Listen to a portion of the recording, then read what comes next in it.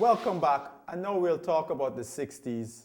For me, the 60s was a very important era, both personally and as a West Indian cricket fan. My father having established himself in the 60s with some memorable innings, and being a West Indian cricket fan, for the first time we were known as the world champions. It was a transition, it was a new era.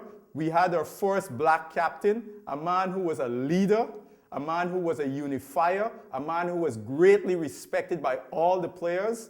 It probably was a great time to be coming into the West Indies team under such leadership. That was the stature that Frank Worrell had around the world and in the cricketing world. I speak to you today as chairman of the Australian Board of Control for International Cricket, and on behalf of the cricket-loving public of Australia. So without further ado, I'll hand this over to Frank. Thank him once again for the wonderful performance they've put up this year, and ask you to do the honours.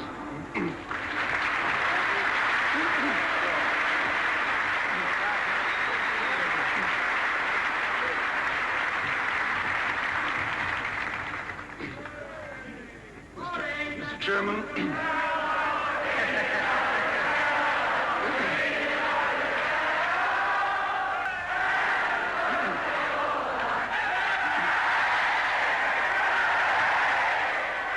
we had someone who had the capability, the respect, and the ability to lead a team and mold a team in Sir Frank Worrell. It was from there we kind of just took off like a jet plane. And then in 1960-61, a most memorable series against Australia, in which we established ourselves that we could compete with the Australia on equal footing in their place.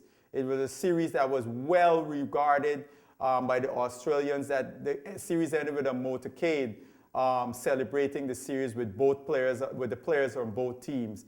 But that series is most remembered for the tie test, the first tie test in cricket history. We took that momentum from that series against Australia, and the Indians came to the West Indies and we crushed them. And then we went to England in 1963. And my father was batting, and my father often said that is his best innings he's ever played in his life. Somewhat under duress, having received a telegram from Guyana from my mother stating she had had a miscarriage. And he played under that kind of pressure. We beat England again in England. And then we established ourselves further when we played against Australia when they came to the West Indies in 64-65. And for the first time in history, we finally beat the Australians. And again, that took us to another height, you know, where we beat England, we beat Australia, we beat India. And then in 66, we went back to England. And again, this is a series where Garfield Sobers was outstanding. And that's he's got to pick that. That was the right distance. He's hit that out of the ground. That's another one. Goodness gracious me. That's another one up in the enclosure. Oh, he's got the shorter one. It's up again. There it is, bouncing on the concrete. 4 sixes in 4 balls. And that will just carry. No, he's going to be out. Caught out. Oh, he dropped it. He's over the boundary. And he's done it. He's done it. And my goodness, it's gone. 36 and 1 over. Goodness gracious. And we beat England again. So here we went from beating India 62, England 63, Australia 64-65, England in 66. We were beating everyone, and we were dubbed at that time the unofficial world champions. We went to Australia 68-69, and that saw the debut of an opening batsman that would become one of the great West Indian opening batsmen, Roy Fredericks. And we lost there in Australia. Charlie Griffith was no longer playing. Wes Hall was no longer the same bowler he was. He retired following that tour. Seymour Nurse retired after that tour. And we went to England in 69 with a lot of new players. And that was my father's, Basil Butcher's, final tour. and he's out. Butcher is caught in the gully by Duffy.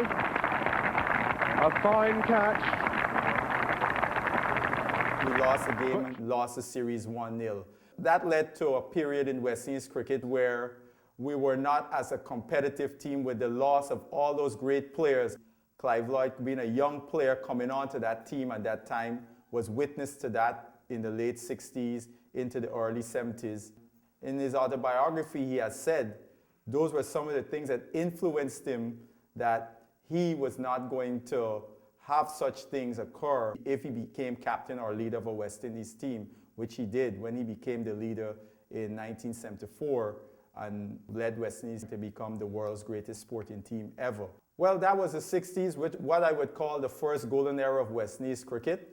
And the 60s could be summed up as the era in which West Indies became a team led by Sir Frank Worrell and became the unofficial world champions. When we return, we'll go to the highlights of the T20 tournament that was recently played in Barbados, Jamaica versus Windward Islands in the third place match.